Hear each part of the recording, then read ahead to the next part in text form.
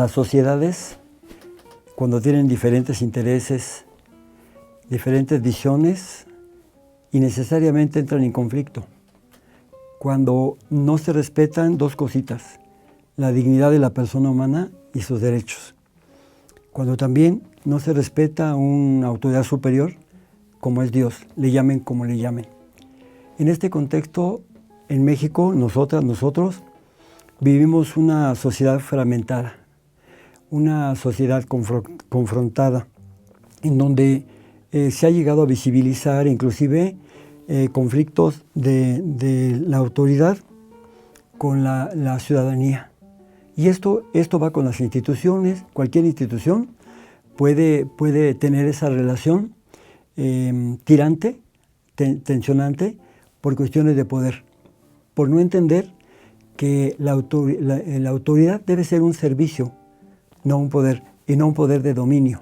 Pero cuando esto sucede, entonces empieza a generarse conflicto entre las mismas cúpulas por el poder, pero abajo también respecto al servicio de autoridad que se volvió poder. Ante una sociedad fragmentada y confrontada, cualquiera se impone un diálogo. El diálogo es el lugar de encuentro para poder dirimir diferencias, para poder aceptar las diferencias, la diversidad, pero también lograr un buen entendimiento de convivencia y de programa de la vida en general, programa del bien común. Esto pienso que es importante cuando no hay ya este encuentro, cuando no hay estas mediaciones, cuando no hay un diálogo, entonces empieza la rigidez en las posiciones y empiezan las rupturas y empieza la confrontación y después más violencia.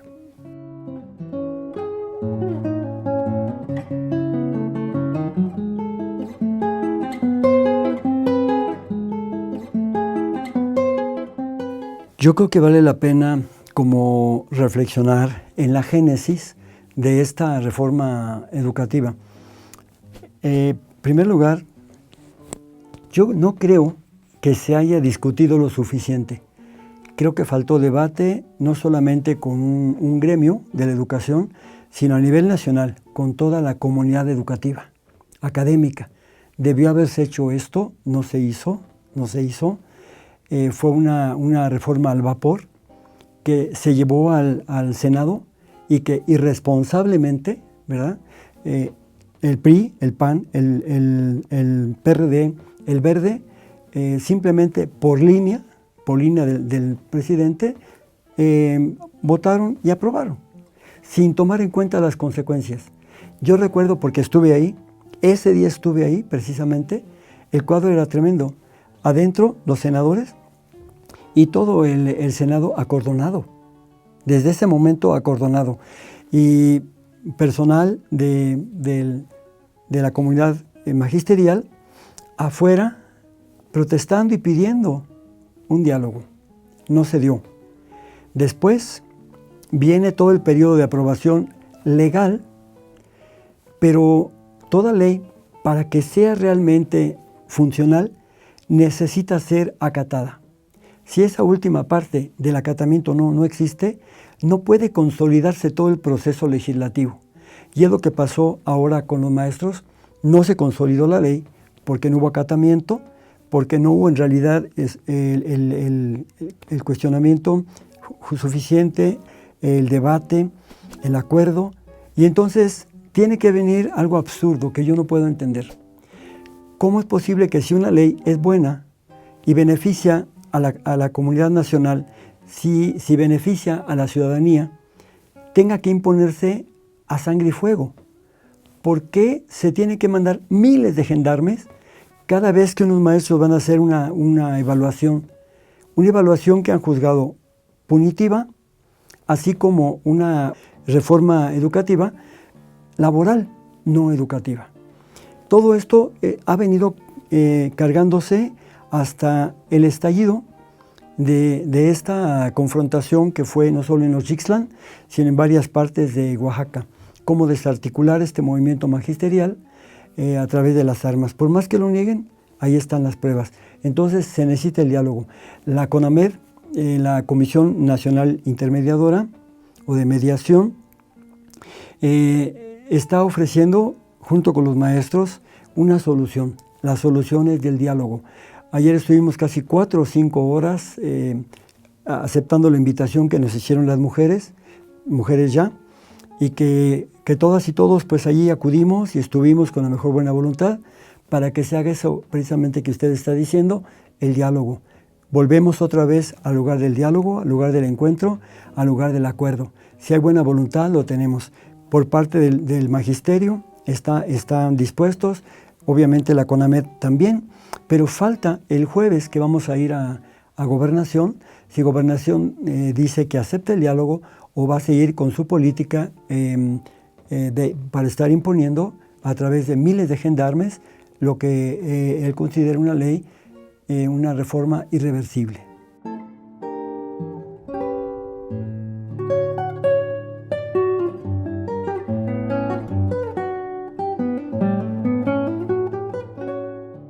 Bueno, yo estoy muy dolido porque además de que amo mucho Oaxaca, yo tengo 33 años, casi 34 allá, esta parte para mí de la Mixteca Alta es muy sensible para mí, porque estuve 8 años en la Mixteca Alta, una de las partes de las regiones más pobres del país, que han sido más saqueadas en los bosques, en la explotación forestal, que ha sido erosionada esa zona y olvidada.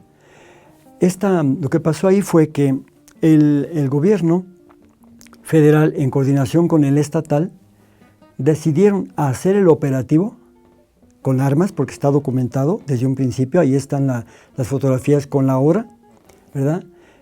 Decidieron hacerlo en el peor momento.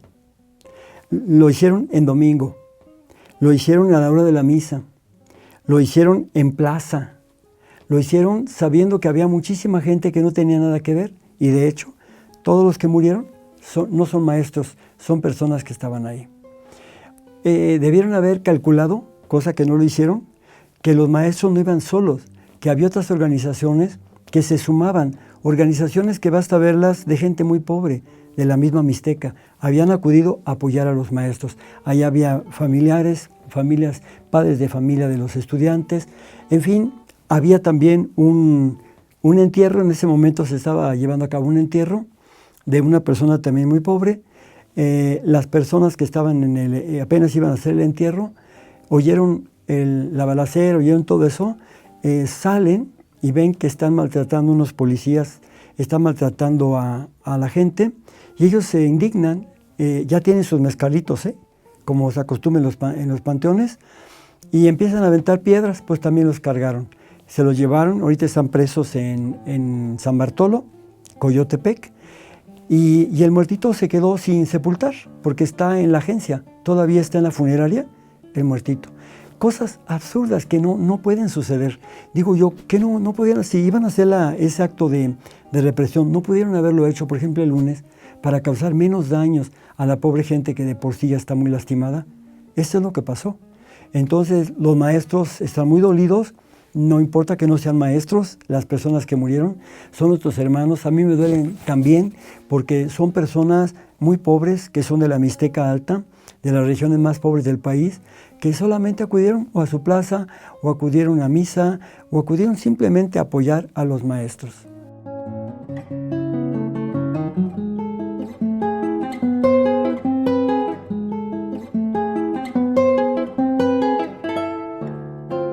Yo creo que debemos tomar conciencia, a la gente hay que hacerle reflexión.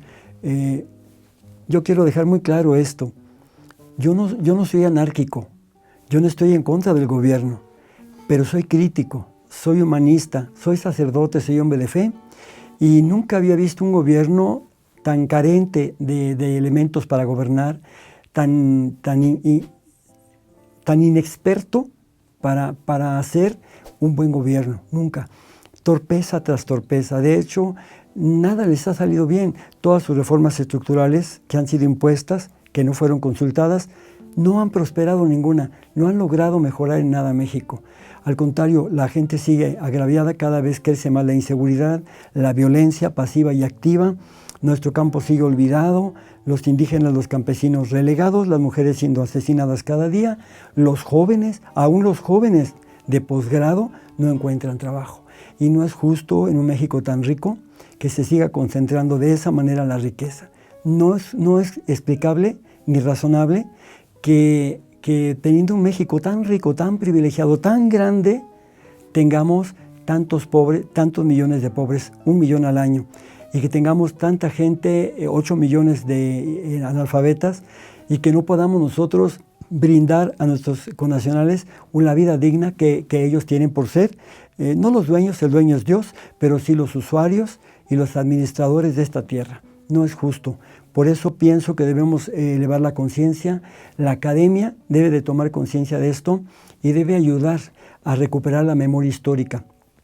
El tipo de ciudadano y ciudadana que tenemos hoy es un tipo de ciudadano alienado que ya por el ADN nace agachado. Me da pena decirlo, pero es la verdad. Ya desde la época precolombina venimos sometidos, en la época colonial igual. El México independiente, si lo analizan bien, es igual. La revolución, la guerra cristera, no lograron formar una ciudadanía consciente, ilustrada, madura, como tampoco se ha logrado nunca en México una feligresía adulta, una madura, para que pueda dialogar de tú a tú con su jerarquía, que no es monárquica, es una jerarquía de iguales entre hermanos, como lo dice Jesús, y eso no se ha logrado hacer. Mientras esto no suceda, nos van a seguir engañando, nos van a seguir sometiendo, nos van a seguir manipulando como quieran, y México no va a cambiar. Hay gente en la parte más vulnerable que vende su voto, la compra. Este gobierno administra la pobreza y la administra muy bien.